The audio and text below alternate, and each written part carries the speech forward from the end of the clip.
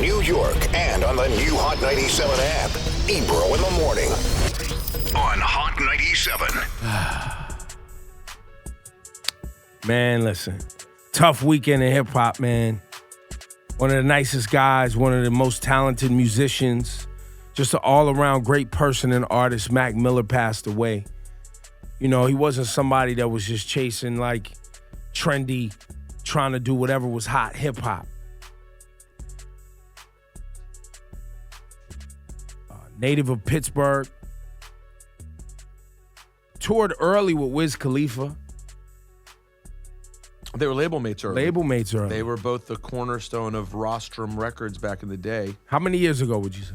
That was around nine years ago or so that it was Wiz who came out first, popped off with Rostrum. Then Mac was their follow. Then as the years went on, both of them ended up leaving the label, but they were tied together early. And they toured together. Yeah, they did. Built fan bases. One of those, you know, in hip hop now, it's very common that you see these big tours and merch and, you know, but right around that 2008, 2009 zone, you know, Wiz Khalifa really built an amazing blueprint for touring and just having a movement where people that wanted to have a great concert experience and some live music, Wiz Khalifa had that thing going. Taylor Gang had it going. Mm-hmm. And Mac Miller would be out there opening up. And he even went on to build his own touring thing and took, Chance on tour? Yeah, to Chance, Bronson, Vince Staples, and the Internet all on. That was just one tour that he took people on.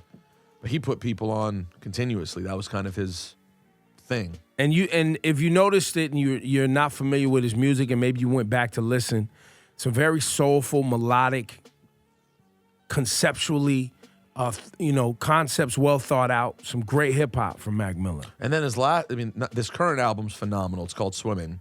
But the last album, The Divine Feminine, was just like a soul album. Yeah. You know, because straight R&B. He was one of also the rare musicians. He did it all. He rapped, he wrote, he sings, plays piano, plays the instruments, produces on the machine himself.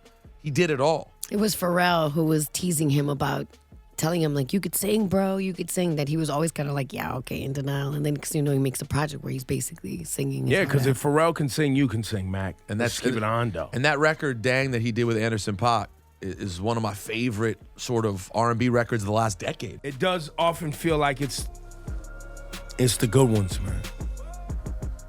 But I strongly believe at my stage where I am in life at 43 years old that in every passing there's a lesson. You said that to me right away on Friday when we were texting. You were like, there has to be some greater meaning to this. Has to be. He couldn't just have gone for no reason. Like, there has to be something the world was supposed to learn from. You know, and I'm sure for each individual affected by the passing of Mac Miller, the lesson may be different. But there is one of... You know, and I saw a lot of people say this, did Mac Miller know how loved he was and appreciated he was? But I maintain that I don't believe that Mac Miller was in a place that he wanted to hurt himself and that this overdose was tied to drugs, clearly, but a bad batch of something that he probably tampered with here and there and didn't know it was going to go that far and didn't anticipate it. That's what I maintain. That's what I feel in my spirit. And I know there's people who hit me over the weekend after I tweeted that he got some bad drugs, and people are like, what are good drugs? I mean, there's plenty of ways that people smoke weed or have a beverage here and there that's not going to harm them. But, you know, we live in a day and age where pills and these other things that people are getting that they believe to be clean are not. And you don't know what they're cut with or anything like that. And everyone, you know, there's a lot of speculation, and people were, you know, of course, the tabloidy world was talking about Ariana Grande. And I haven't brought that up all morning for that reason. Yes, and it was absurd. I feel like that's super unfair. It is. She had to turn off all her comments because people are quick to... Social media can be so poisonous sometimes. Like, they were coming at that young woman. I directly interacted with Mac right after their breakup, after he had the DUI, because I was worried about him. And you guys know, we joke about, like, my level of sensitivity to breakups. So I felt for him because I knew how that could be a challenging thing to deal with.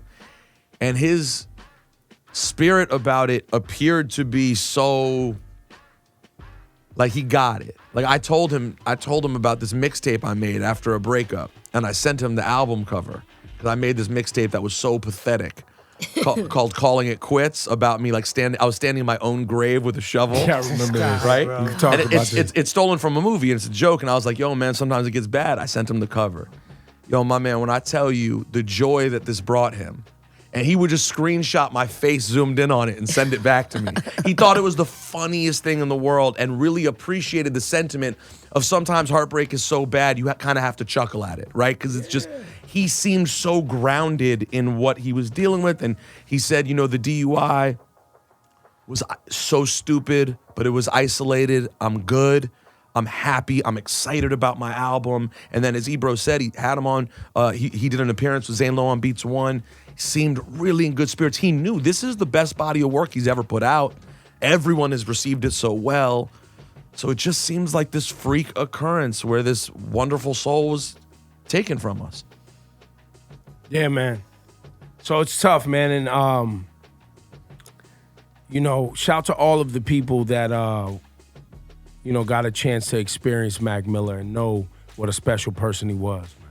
And So boy, did a lot of people get that. Yeah. Because yo, you name a new artist. I was just in D.C. for the weekend. Just D.C. artists. Wale, Phil Ade, Chaz French. I know some of these are names you may not even know. Every city he was in, he mingled with the new artists, and he was that guy. The veterans, Jazzy Jeff pouring his heart out. Pharrell, Yeah. you know, Sean Price's wife on Sean Price's social media. Everyone showing love to this guy.